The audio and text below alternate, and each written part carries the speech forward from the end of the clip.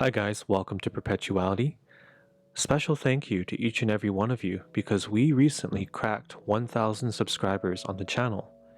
And I'm wearing the baby tuna khaki colorway for today's video on a Haveston Nato strap. If you want to check out this strap, I'll leave a link in the description. If you want me to review this watch, sound off in the comments and I'll consider it. Now, this is not a new watch, because I've reviewed something similar a couple of months back, the Green Dial Mojito, which was made very popular with you guys. And these are the actual limited edition cocktail times based on that very same watch I reviewed. New this time around is the fact that they get unique packaging, different straps, and different dial colors. This brown dial variant is the SRPF43. The dial texture and color is meant to mimic the special original cocktails made from Hisashi Kishi's bar, the Star Bar Ginza in Tokyo. And as we take a look further into why this bar is so special, it's because they use very unique ingredients. Japanese whiskey that's been roasted, matcha liquor, are just a few examples. The Green Dial variant here, as we get closer to the details, you'll see that there's a bit of a unique graining on the dial. It's supposed to mimic the look of the drinks when you stare them down the glass. I think this is a very unique and cool touch. I'll get into the full review today, hopefully leave you with something that would help you make a decision. Let's get into the full details. It doesn't take long to notice that these dials are very, very captivating. Seiko has pulled out all the stops, and we can certainly tell why. Looking on a closer level on the dial detail, each dial seems to have different textures, and that makes me believe that Seiko has employed a unique finishing on each dial to warrant the fact that this is limited edition. Perhaps this is where all the money went, to the dial finishing, and that's the part where we interact with the watch the most, and that would make sense.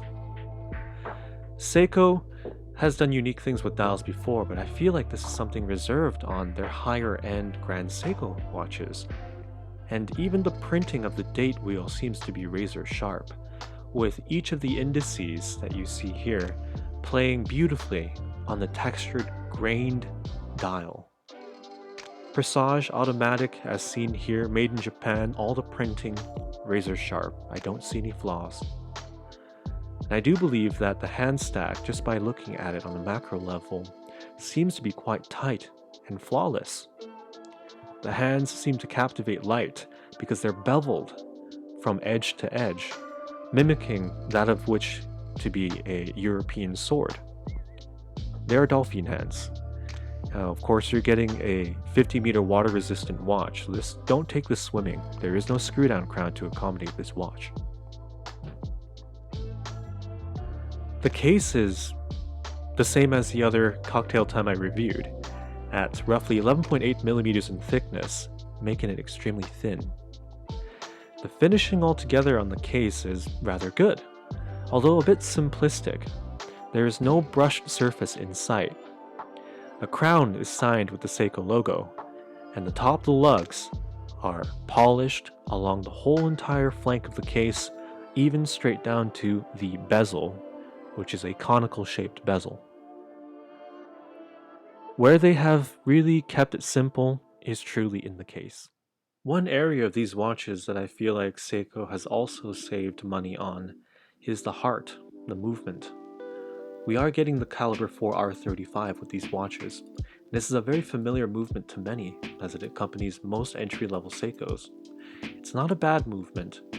Over 40-hour power reserve, and beating at 21,600 vibrations per hour, it's a proven, reliable timekeeping device.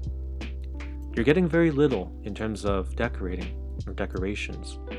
It's not over-embellished. The only embellishment you get is a gold rotor, and straight brushed finishing on the bridge.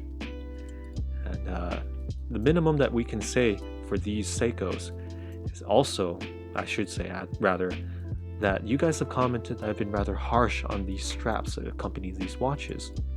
And you guys are right. At least in the case of this one, This limited edition here, the calf grain strap that accompanies it is soft.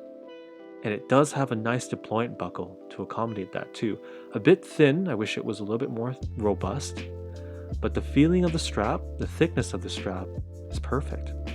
It's lined with a supple black leather grain lining. Embossed with the Seiko logo, it is a quick release strap too.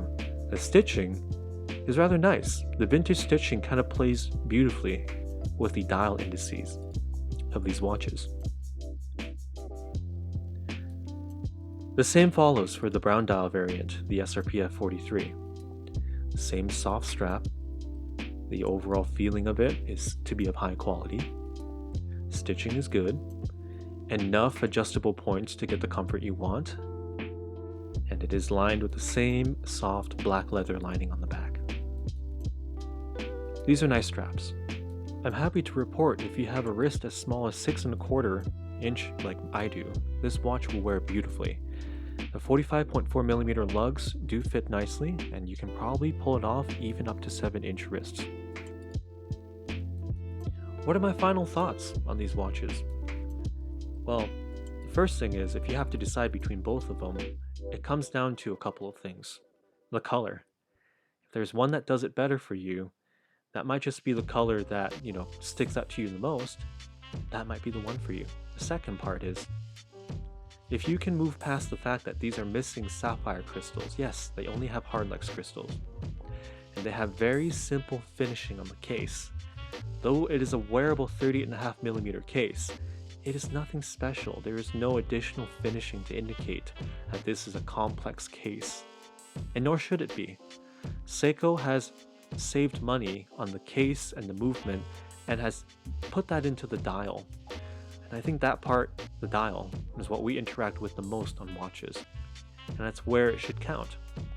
At least I hope that when I look at the watch, I have a feeling of quality or attention to detail that's been placed into the dial.